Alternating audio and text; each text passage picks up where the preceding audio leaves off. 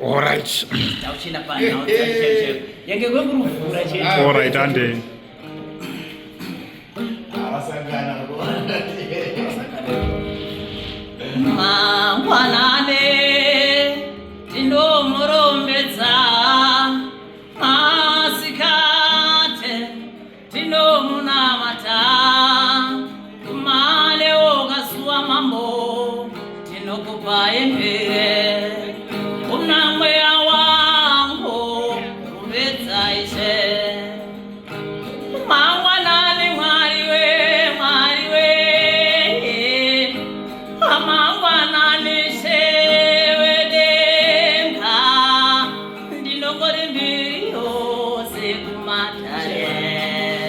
Alright.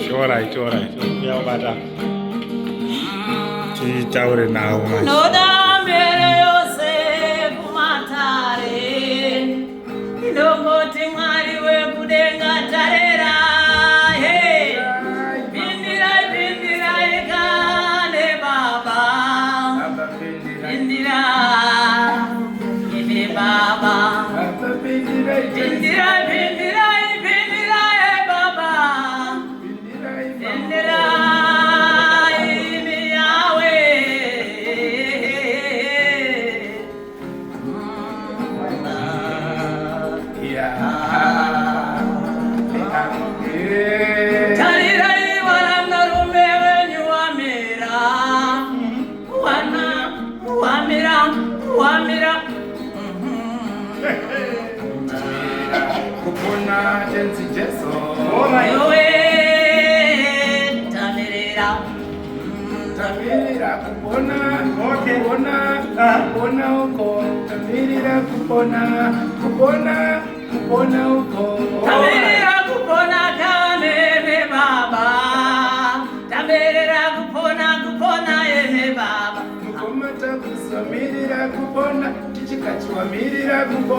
Hallelujah, wamirira kupona. Zimbabwe yamirira kupona. Tamirira kupona baba. Tamirira kupona. Aiwa kana karanganda yacho yamera kupona chika yamirira kupona. Aiwa karanganda yacho yamera kupona mambo chika yamirira kupona.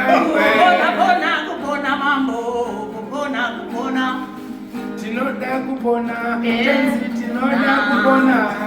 Tinoda kupona mambo tinoda kupona Tinoda kupona, tinoda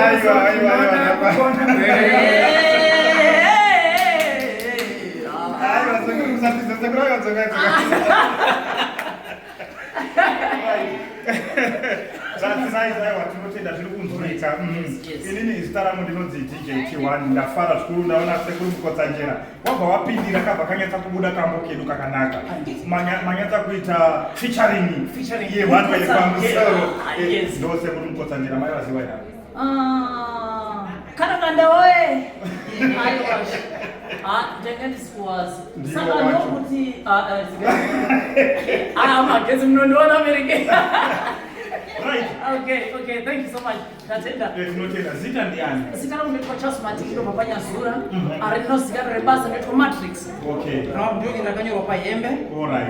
Matrix ni pattern kuti different. Kwa kuti ndinoshanda neminanzi nezvekubika zvakare. Okay. Yes. Right, makambokomboza here music, makambopinda mustudio.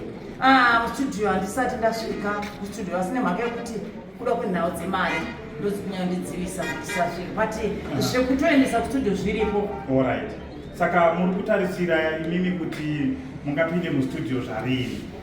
Kungowanikwa kwayo mari badzi takutopinda. Alright. Kana zvamanje akungoti badzi nekutopinda. Alright.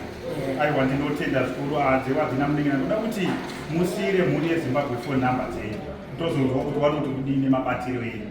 Nekuti ndatoona pani kamwe katokombozwa dai zvaibvira katonyatsa kutsikiswa kare kamwe chaiko zvaitiitira zvakanaka featuring sekuru Mukosajera. Right, ladies and gentlemen, again we're going to chiparo zviri kupana panaisika andine vakomana vakutepenyura vanoridzi kuyadzinga saka ndozvimwe zvatinazo pana patikati upe update ndetwazva Matrix zita rebasa anowanikwa chigara muno mumawatsomba. This is Enterprise.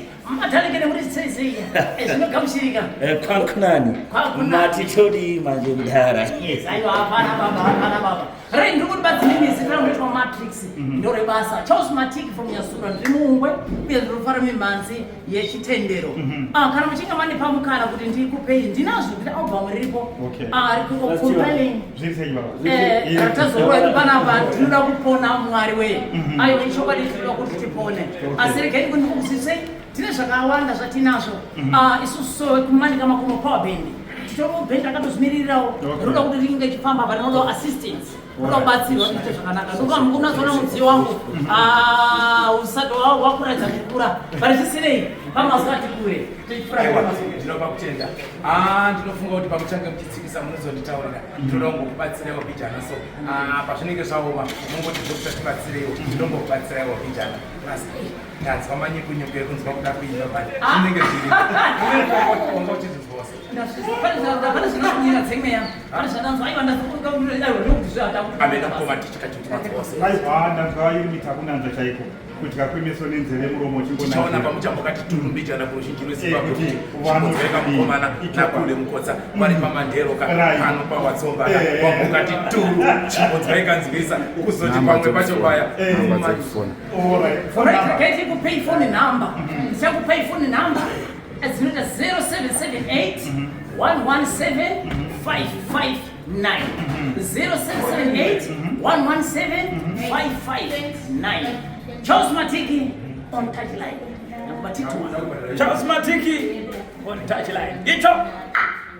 Discuss TV.